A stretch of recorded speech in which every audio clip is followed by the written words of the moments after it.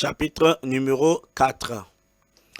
Dans ce chapitre, nous allons simplement voir la gestion d'approvisionnement, d'attribution des produits par entrepôt. Donc, en fait, c'est la gestion du stock, en quelque sorte. Voilà. C'est la gestion du stock, en quelque sorte. Donc, la fenêtre qui se présente devant nous, c'est la fenêtre d'inventaire. Dans cette fenêtre, vous pouvez voir et constater tel produit qui est dans tel entrepôt à combien de stock et à combien de stock actuellement. Donc, nous allons voir ici que, par exemple, si on prend boutique, filtre huile, voilà, filtre huile, voici le label du produit actuellement, il y a 50 là-bas, dans la boutique. Donc, magasin pas de doigt, on va juste, pas de doigt A, ok, c'est bon. Voilà, magasin pas de doigt A, filtre à huile, référence, etc. On a 85. Mais comment tout cela se passe? Voilà, premièrement, il faudrait d'abord entreposer les produits dans les entrepôts. Voilà, ça veut dire enregistrer les produits qui se trouvent dans les différents entrepôts. Voilà. Donc, comment ça va se faire? De façon simple, venez toujours ici, vous cliquez sur ce plus. Vous allez d'abord sélectionner l'entrepôt. Par exemple, on va prendre ici entrepôt peinture. Bon, on n'a pas catégorie peinture. Non. Bon, ok. On va prendre, on va laisser peinture. On va prendre par exemple magasin zone du bois. Dans le magasin zone du bois, on a quoi et puis quoi là-bas, ou bien on compte déposer quoi et puis quoi là-bas. Donc bon, on va venir ici, soit on vient ici directement.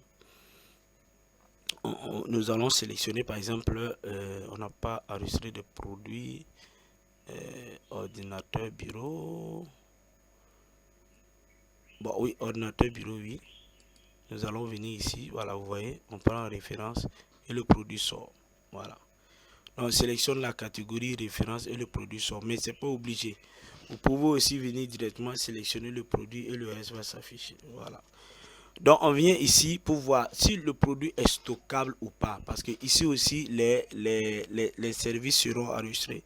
Tels que les main d'œuvre.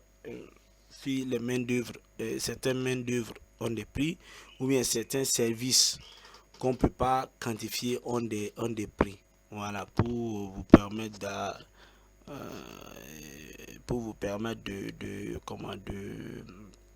d'être à l'aise dans les saisies. Donc ici nous allons dire que bon oui c'est stockable, donc ça veut dire qu'on peut stocker. Bon, quand on dit un produit stockable, ça ne veut pas dire que c'est un produit qu'on peut déposer ailleurs. Non, c'est des produits qu'on peut venir approvisionner tout le temps. C'est un produit physique en fait. Voilà, c'est pas un service où c'est pas physique. C'est pas bon. Voilà, c'est un produit comme pièce détachée, comme bougie, comme croix, qu'on peut stocker avant un nombre. Donc ici oui. Nous allons mettre oui stockable. Après vérification, c'est bon, on clique sur enregistrer. Dès qu'on clique sur enregistrer, vous allez constater que oui, que le voilà ici. Il a été enregistré avec succès. Donc si on veut enregistrer un autre produit qui n'a pas de service, par exemple, qui n'est pas stockable, ou bien on veut modifier, si c'est pas stockable, il suffit seulement de cliquer ici, voilà, on enlève, on valide, vous voyez que ça a quitté, hein. C'est plus coché, mais ici on va le remettre, voilà, on va le remettre, voilà. Donc voilà, c'est l'enregistrement se passe comme ça. Et maintenant, comment faire son approvisionnement? Voilà, c'est simple. Il suffit seulement de venir ici, voilà, mise à jour stock sur chaque état. Voilà, par exemple ici, quand on a regardé dans le magasin zone du bois, pour les ordinateurs Dell, nous avons 65. Donc il suffit seulement de cliquer ici. Vous voulez faire une mise à jour du stock? Oui, voilà. Vous allez voir que les informations viennent: entrepôt, zone du bois, catégorie bureau, référence, etc., etc. Le stock actuel, c'est 0. Ça, on ne peut pas toucher. Stock actuel, c'est 0, voilà. 0, 0. Donc ici, la quantité qu'on va mettre, c'est 65, si je ne me trompe pas.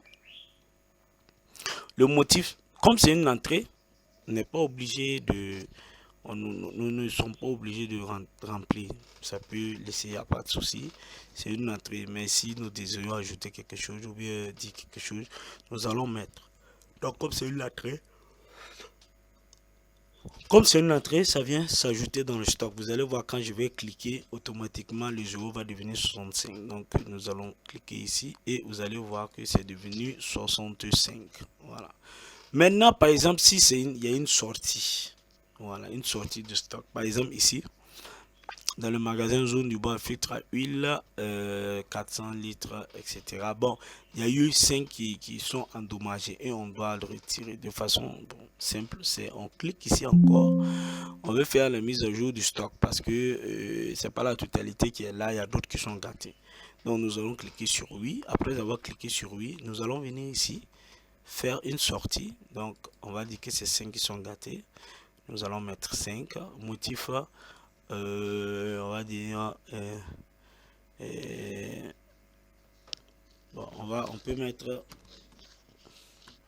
causé par le transporteur. Voilà, pour pouvoir se situer quoi. Voilà, pour savoir pourquoi ce jour là on a retiré 5. Donc on clique ici.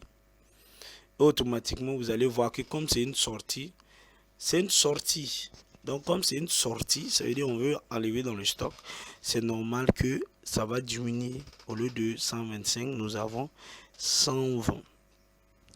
Maintenant, par exemple, tous ces mouvements que nous on enregistre, si on désire voir ça, comment on fait?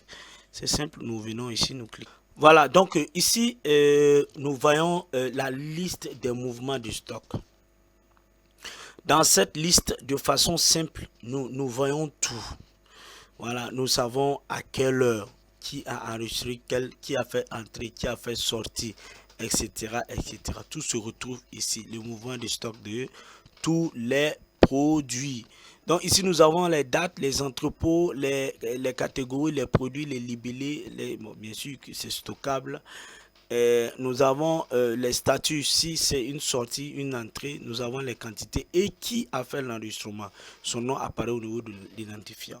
Au cas où s'il y a une erreur ou bien on doit supprimer, c'est simplement ici qu'on clique, puis on supprime. Maintenant, si par exemple on désire voir la liste des différents produits, par exemple des mouvements de stock. Donc ici par exemple on veut voir la liste, on clique ici. Excusez, d'abord nous allons d'abord déterminer la date. Donc nous allons prendre du 18 au 5. Donc on met ici du 18 au 25 et c'est bon. Donc nous cliquons ici. Bon, d'abord on va sélectionner l'entrepôt. Voilà, donc par exemple on veut voir zone Padoa A. On clique et automatiquement nous voyons la zone l'entrepôt magasin. Voilà, je vais bien agrandir. Liste de mouvements de stock du 18/5 au 25/4. Voilà, entrepôt magasin Padoa A. Donc catégorie filtre à huile. Bon, ça peut être, c'est pas seulement, ça peut être classé par plusieurs catégories. C'est parce que c'est ce jour-là, cette période-là, c'est du filtre à huile seulement on a traité là-bas. Donc nous avons 4 enregistrements. Voici les références, voici les produits, les statuts, il y a eu sortie des entrées. Donc vous voyez que à chaque sortie, il y a les motifs qui sont là et il y a les quantités. Voilà, de façon simple. Si nous voulons prendre zone du bois, on prend zone du bois, on clique et ça sort. C'est comme ça. Donc partout c'est comme ça. Si on veut voir par catégorie, on sélectionne. Si on veut voir, bon, on a l'une. On veut voir tout ce qui est sorti. Et dis-moi si on va sélectionner. Voilà. On va sélectionner ça. Et ok, je le prends. Voilà. Donc vous allez voir que tout est vérifiable. Voilà. Tout est vérifiable. Donc on clique ici pour tout réafficher.